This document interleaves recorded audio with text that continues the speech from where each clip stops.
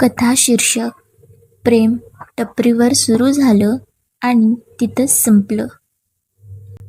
पुण्याच्या एका गजबजलेल्या गल्लीमध्ये राजू चहा टपरी म्हणून एक छोटं चहाचं दुकान होतं. सकाळपासून रात्रीपर्यंत विद्यार्थ्यांची, ऑफिसवाल्यांची आणि रिकामटेकड्यांची तिथे कायम गर्दी असायची. पण त्या सगळ्यात दोन चेहरे रोज संध्याकाळी 6च्या सुमारास तिथे नजरेस पडायचे.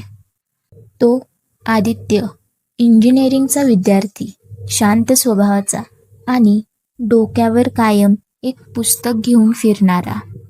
ती सायली, आर्ट्स कॉलेजमध्ये शिकणारी, गडद काळ्या डोळ्याची आणि हसणं तर तिच्या व्यक्तिमत्वातच खास होतं.